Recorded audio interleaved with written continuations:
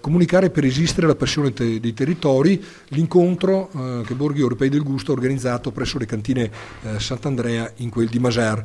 Siamo a una settimana della grande mostra nazionale delle ciliegie, quindi è un evento importante per il territorio. Parliamo di Deco. Prima di tutto Bruno Sganga, giornalista e enogastronomo, ideatore e conduttore delle 2 trasmissioni televisive La Verità nel piatto e Il Gusto del Sole, giusto? Non sto dicendo. Una volta tanto ho avuto una buona memoria, di solito. Bruno, tu sei stato per oltre 15 anni il braccio destro di Gino Veronelli e il coordinatore di tutte le sue iniziative editoriali. La Deco, denominazione comunale, viene da quella fonte. Spiegaci in 3 minuti cosa sono le Deco. Io devo dire che in fondo le Deco si ricollegano proprio a qualcosa che facemmo con Gino Veronelli, proprio con te in questa zona, quando tu lanciasti l'idea della cosiddetta terra madre, che era un modo per comprendere il territorio e tutti i suoi valori, e nulla togliendo a quello che poi è stata la terra madre di Slow Food, però si può dire, anche perché c'è un numero dell'etichetta che lo testimonia, che siamo stati i primi a parlare con questo tipo di riferimento di terra madre. Già da lì, nell'idea di Gino, c'erano le Deco. Che cos'erano? E vorrei anche subito specificare una cosa. Quando Gino ebbe quest'idea e quando man mano la divulgò, nulla togliendo a coloro i quali attualmente ne parlano in continuazione, non mi pare di ricordare una particolare presenza fisica intorno a noi. Ma questo succede perché succede sempre che quando poi non c'è più un grande personaggio, di fatto poi tutti ricordano di aver vissuto con lui cose incredibili. Tutti parrocchiani di Gino. Su questo senza cattiveria, per dare a Cesare quel che è di Cesare. Allora, l'idea perché nasceva? Semplicemente perché le varie DOP, GP, eccetera, eccetera, sia nel mondo del vino che di prodotti agroalimentari, correvano 2 rischi. Primo, una grande lungaggine per tutta una serie di ostacoli oggettivi, amministrativi e quant'altro che c'erano. Secondo, perché poi talvolta le stesse DOP, GP, eccetera, improvvisamente si allargavano. Cioè, che succedeva? Che siccome nei casi in cui da un punto di vista economico erano tra virgolette un business, allora succedeva, passatemi la battuta, ma tanto per una memoria in questo caso più recente, che il lardo di Colonnata, bellissimo, eccezionale, buonissimo e quant'altro, al di là di Colonnata, che è un piccolo paese con alcuni territori intorno, invece era così capace di allargarsi che addirittura il lardo di Colonnata ormai lo troviamo nelle gastronomie, nelle salumerie, nei supermercati, in tutti i ristoranti eccetera. Allora, dinanzi a queste situazioni, e anche perché Gino era un uomo che difendeva la terra, disse: le denominazioni comunali, che significa? Innanzitutto lui si riferiva soprattutto all'enogastronomia, ma con molta intelligenza le denominazioni comunali poi si sono allargate a certi modi, tradizioni e quant'altro. Ma qual era la cosa importante? In questo modo dare al comune, il quale si doveva quindi assumere una responsabilità precisa di andare a verificare la storicità di un piatto e o di un prodotto e come doveva essere proseguito dagli operatori che si dedicavano a produrre quel piatto o quel prodotto. Semplice e chiaro. Tutto il resto sono i famosi discepoli di cui Giorgio dice a riguardo, e noi senza nessuna voglia di polemica, ma tant'è, invece lo siamo stati per tanti anni, cambiando veramente la nostra vita. Evviva! Bene, passiamo adesso invece alla realtà delle Deco più vive. Paola Franco, nel mondo consulente, diciamo, esatto. No? E dopo discepolo non di Veronelli, discepolo delle Deco, devo dire, no? Che dopo non ti associno con. Cosa è successo a Vicenza con le Deco e cos'è questo tavolo che avete costituito? Certo. Intanto io purtroppo non ho conosciuto Veronelli, però ho conosciuto la sua idea, i suoi pensieri proprio avvicinandomi come amministratore di un comune vicentino. E a Marano Vicentino appunto abbiamo una delle prime Deco sul mais marano. Grazie appunto a un consorzio Vicenza che è un'agenzia della Camera di Commercio, abbiamo ci siamo mossi appunto per promuovere l'idea di Veronelli nel territorio e delle Deco. Abbiamo avuto parecchi comuni che hanno aderito, tanto è vero che attualmente siamo circa 60-65 comuni, con circa un centinaio di prodotti. A questo punto noi abbiamo avuto necessità di coordinarci perché moltissime erano le idee che nascevano fra di noi e anche idee anche per lo sviluppo proprio delle denominazioni comunali.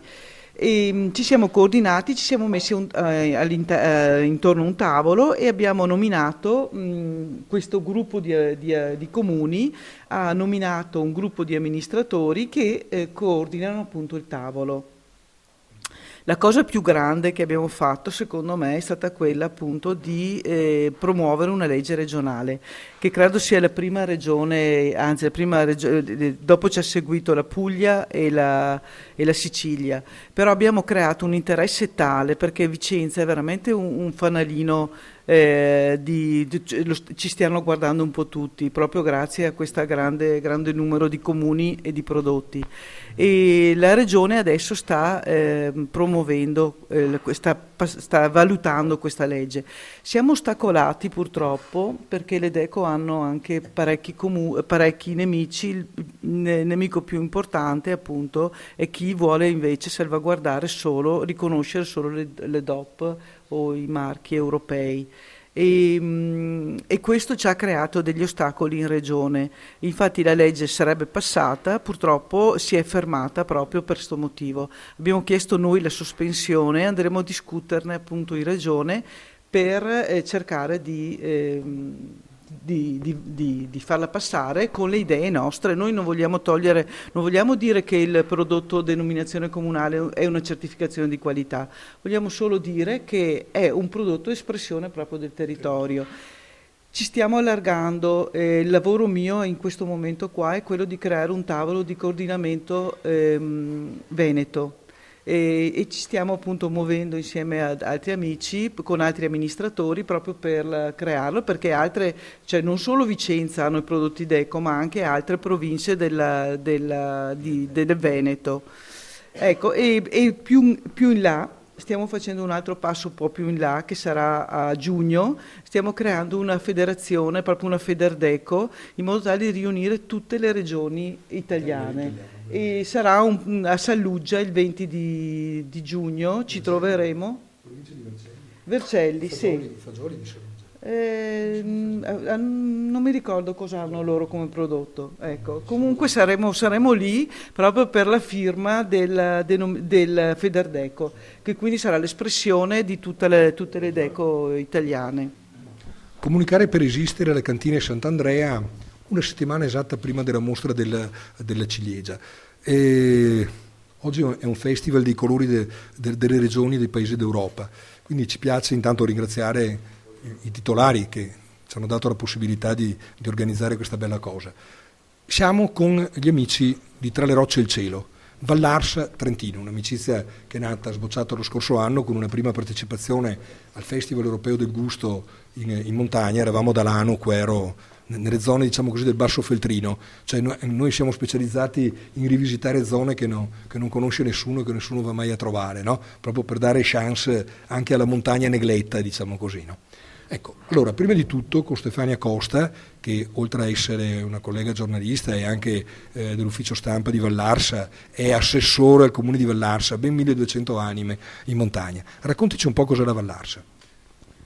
Beh, la Vallarsa è una piccola valle del Trentino sudorientale incastrata tra il massiccio del Pasubio e le piccole Dolomiti. È formata da 42 piccole frazioni che appunto puntellano la montagna, questa valle fluviale un po' impervia. Le caratteristiche della Vallarsa sono una natura incontaminata, un verde rigoglioso, dà la possibilità di fare delle camminate in luoghi suggestivi con scorci bellissimi di montagna. E è la meta ideale per chi è amante della storia, in particolare della Grande Guerra, perché in Vallarsa, sul Pasubio, è stato combattuto il primo conflitto mondiale, quindi tutto il territorio è puntellato di forti, trincee, camminamenti. Stiamo facendo tutto un lavoro di rivalorizzazione di queste cose, in particolare c'è un'associazione Pasubio Cent'anni che ha recuperato dei sentieri della guerra e li ha mappati, ha creato questa applicazione che permette di percorrere questi sentieri e di farlo sentendo le testimonianze dei soldati, potendo leggere cosa è accaduto in questi luoghi e insomma rivivere questo periodo brutto della nostra storia per non dimenticarlo. Bene, mi viene subito in mente una cosa. Paola Franco è una delle coordinatrici delle tavole d'eco della provincia di Vicenza. Il Pasubio è in coabitazione, no, tra il lato trentino e il lato Schio e Posina, no? Dall'altra, ecco, Valle del Pasubio. Sì, ma non importa. Ecco, io credo che quando faremo all'edizione, così introduco anche il discorso del festival, l'edizione quest'anno è la settima? La quinta edizione di Tra le rocce e il cielo, adesso ci spiegheranno che cos'è. Noi abbiamo chiesto agli amici della Vallarsa, che sono inseriti nelle reti dei borghi europei del gusto, tra altre cose il loro festival inaugura ufficialmente le 24 settimane del percorso che ci porta all'Expo 2015, quindi sarà la prima manifestazione anticipatoria che ci porterà poi all'Expo 2015. Abbiamo chiesto agli amici della Vallarsa di ospitare l'incontro delle genti di montagna, di borghi europei del gusto di montagna. Quindi sarà l'occasione anche perché avremo i prodotti d'eco della provincia di Vicenza di altura, diciamo, no, di terre alte, e li avremo ospiti. Quindi senza volere abbiamo già fatto un gemellaggio, essendo il Pasubio, no, in coabitazione, come si diceva, no, è una terra di confine, ottimo sistema per sviluppare le collaborazioni. Mi pare che sia Riccardo questa volta invece, noto antropologo, no? Io ricordo anche la professione. L'edizione di quest'anno di Tra le rocce e il cielo, cosa c'è e soprattutto che cos'è Tra le rocce e il cielo? Allora, Tra le rocce e il cielo è nata quasi per gioco, è stato un piccolo festival nato per cercare di recuperare turisticamente una valle che è sempre stata fuori dalle rotte del grande turismo, e è nata come una manifestazione di 2 giorni che man mano si è ampliata, e attualmente questa quinta edizione avrà 4 giornate tematiche, ognuna concentrata su una tematica principale. Avremo una giornata sull'arte di montagna, quindi gli scrittori, qualunque genere di spettacolo artistico centrato sulla vita in montagna. Avremo una giornata dedicata alle minoranze etniche, sia trentine che italiane, avremo gli occitani, e ampliata al mondo, sarà incentrata sul rapporto tra Stato-nazione e minoranza etnica. Poi avremo una giornata dedicata alla storia, che come ha detto Stefania appunto è una delle tematiche ancora più sentite in valle, perché è piena di testimonianze architettoniche del periodo bellico, e avremo anche una giornata dedicata alla vita di montagna, quindi a come vivere la montagna, a come abitarla, come è possibile poter riabitare la montagna nel nuovo mondo, con le nuove tecnologie. E appunto saremo gemellati con questa iniziativa e siamo molto, molto contenti. L'antropologo, questa cosa di dialetti ci fa impazzire, ci fa proprio una cosa molto bella, tra altre cose, veramente c'è la possibilità di sviluppare un bel discorso. Lingue, non dialetti. Lingue, sì. Ecco, ho detto lingue, ho detto dialetti. Sì. Vedi, l'antropologo mi hanno già corretto, no, ma è giusto, sono lingue a tutti gli effetti. Teniamo presente che come Borghi Europei del Gusto abbiamo promosso 5 anni fa l'incontro a Budoia, che è uno dei comuni delle convenzioni delle Alpi. Tra altre cose, l'ex sindaco di Budoia è stato anche presidente della convenzione delle Alpi, tra le altre cose, dove abbiamo lanciato proprio questo percorso con le genti di montagna. Mi ricordo che c'era anche il discorso della ciocceria, dell'Appennino, insomma abbiamo fatto veramente un bel lavoro, quindi ci fa piacere ritornare alle origini. In 2 minuti, Stefania, ci spieghi l'associazione come è nata, soprattutto va spiegato questo: Tra la roccia e il cielo non esisterebbe se, lo dicevo ieri sera, no, in quella bellissima così a casa Iodo qua a Maser, con le donne che ci hanno ospitato con una cucina lussureggiante, hanno fatto il lepre, no? Il lepre alla casalinga col pane, con il forno a pane fatto in mezzo proprio all'aia contadina. Non sarebbe nata se non ci fossero stati degli importanti intellettuali, uomini di cultura e donne di cultura che si sono date da fare. Ecco, cioè, nulla nasce per caso, voglio dire. Prego. L'associazione Tra le rocce e il cielo è nata da un'idea di Mario Martinelli, scrittore di montagna, e Fiorenza Aste, che in Vallarsa hanno trovato un luogo da valorizzare e soprattutto, ripeto, una montagna incontaminata che è stata loro di ispirazione. Il festival, nato come appunto Festival degli scrittori di montagna, si è ingrandito di anno in anno proprio per la ricerca di valorizzare questa montagna poco turistica, ma anche la gente che ci vive. Infatti ci piace chiamarlo il Festival della montagna vissuta con consapevolezza, ed è questo il punto. Noi cerchiamo di parlare della montagna, della gente che ci vive, di cosa può fare la gente per continuare a viverci e viverci bene. Benissimo, allora l'appuntamento, ricorda le date che non fa mai male. Sì, quest'anno il festival si svolge dal 20 al 24 agosto e appunto con queste giornate ricche di eventi. E quindi prima tappa, ripetiamo, di comunicare per esistere verso Expo 2015, al prossimo appuntamento. Dunque qui, come al solito, la grande compagnia di uno speciale compagno di viaggio, che in questo caso è una compagna, ma noi compagno nel senso lato, abbiamo Annalisa e abbiamo anche Brigitte.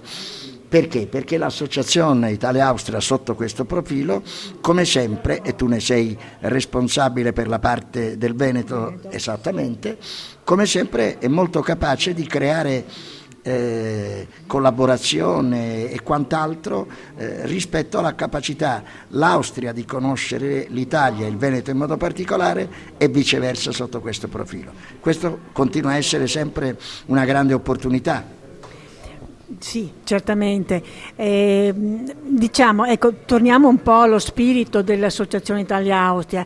È stata fondata in epoca non sospetta, cioè quando non c'era ancora sentore di Europa, e lo fece un senatore veneto, senatore Caron, il quale fu anche diplomatico, il quale aveva capito che oltre a quelle che potevano essere leggi o quant'altro, la cosa importante era che i popoli si potessero conoscere e avessero una fratellanza fra di loro, per cui creò questa associazione Italia-Austria che ebbe sede a Roma, ma che diciamo è sotto l'egida del Ministero della Cultura. Non a caso.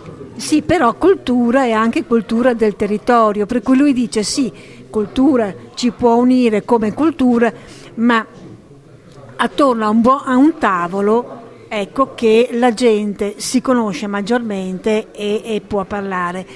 Diciamo che può tornare utile e interessante la frase di D'Azeglio: abbiamo fatto l'Italia, abbiamo fatto gli italiani, abbiamo fatto l'Europa, non abbiamo ancora fatto gli europei, c'è questo. Sì, per cui c'è molto ancora da lavorare. E penso che lo spirito della popolazione abbia superato ampiamente quelli che possono essere stati, chiamiamoli, incomprensioni del passato, però ancora ecco, c'è da divulgare molto la conoscenza reciproca, cioè l'Italia cosa può offrire, l'Austria che cosa può offrire, che cosa possiamo fare insieme, l'Austria che cosa può aver fatto per certi temi, per certe cose, che magari possiamo prendere spunto noi. E viceversa. E viceversa. Sinergia ed esperienza. Sinergia ed esperienza. Adesso Brigitte darà così una piccola dose, diciamo, darà qualche spunto. Qualche spunto di quello che avviene in Austria. Allora, seguiteci, perché nella prossima occasione noi sentiremo dalla voce di Brigitte direttamente questa esperienza. Eccoci con Brigitte, che naturalmente è puramente austriaca in maniera totale, nata in quel della Bassa Austria, non saprei mai dirlo il paese per cui non lo pronuncio. Benissimo, adesso ci racconta alcune cose tipiche di esperienze dirette da cui prendere spunto. Cioè, visto che siamo qua con tutte queste belle fragole, porto lì a conoscenza un frutto austriaco tutelato proprio sulla lista di Bruxelles, che era uno dei primi che è riuscito a entrare, ossia l'albicocca della zona del Danubio chiamato Wachau. La Wachau è una zona famosissima, dista circa 80 km da Vienna, tra Melk e Krems. Melk è famoso per il suo monastero, sotto tutela dell'UNESCO. E lì nel lontano 1890 tutte le culture vitigne sono stati distrutti dalla filossera. Che ha rovinato un bel po' d'Europa. Quindi cosa fare? I coltivatori poi avevano l'idea di riprendere l'albicocca di questa zona lì, che poi è un tipo di albicocca che è un po' diversa da quelle comuni, ha la fibra lunga, è più arancione, è molto succoso. Come detto, sono riuscita di farla inserire come uno dei primi alimenti nella lista di Bruxelles, tutelato. Solo chi la coltiva da 100 anni ha il diritto al sigillo di qualità. Poi chiaramente intorno si è sviluppato un'economia, l'agriturismo, cioè il turismo in genere, si fanno le feste e soprattutto si esporta in tutto il mondo le marmellate, il brandy, il liquore e anche ultimamente fanno l'aceto di albicocche. Poi Austria è famoso per i suoi dolci, quindi si fanno quasi dicono crepe, omelette con le albicocche, le torte, nonché i gnocchi. I gnocchi sono ossia di pasta di ricotta o pasta di patate, in mezzo c'è l'albicocca, poi tutto viene saltato con burro abbrustolato, con pane grattugiato, un po' di cannella, c'è una roba molto piotta. Allora, non è finita perché poi ne avremo un'altra di racconto, ma ricordatevi che non a caso l'Austria è famosissima per i liquori e i distillati che fa dalla frutta e si tengono grandi manifestazioni con grandi premi. Però seguiteci perché ne avremo un altro di racconto di Brigitte. Dunque, precisato che naturalmente Annalisa giustamente che è italiana, però ormai la parte austriaca la straconosce, il nome è Brigitta con la A finale, dico bene. Sì. Però la bellezza è che al di là degli aspetti enogastronomici poi ci sono scambi che invece sono anche scambi da un punto di vista educativo, didattico e quant'altro. E Brigitta ce ne racconta uno. Allora, recentemente ci ha contattato il dirigente dell'Istituto Comprensorio di Ponte delle Alpi che sono interessati di avviare scambi didattici con scuole austriache di Carinzia e del Tirolo e fare progetti in comune, quindi lì chiaramente esiste l'Erasmo. Però l'Erasmo richiede tanti parametri che entro un mese di tempo a disposizione non era possibile entrare. Quindi per il momento si è detto che cerchiamo di trovare chi ha gli interessi in comune e li portiamo in contatto. Questo mi pare Annalisa sia uno degli esempi veri e reali di cui facevi tu in un'altra intervista, proprio la capacità di scambiarsi esperienze. Esattamente, anche perché in questo caso potrebbe essere molto interessante la combinazione tra le esperienze culinarie certo. Nostre e loro.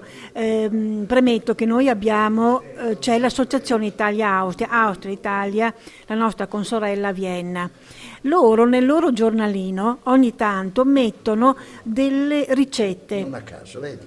Delle ricette, le quali ricette sono una rivisitazione, per esempio, di mangiari italiani con introduzione di qualche cosa di austriaco o viceversa, con mangiari austriaci con qualche cosa di... per cui viene fuori questo connubio di un mangiare nuovo, molto sì, e molto che unisce però magari prodotti che possono essere, che nessuno metterebbe in comunicazione o insieme. E che sono delle esperienze nuove. E sono delle esperienze nuove. Evviva come sempre.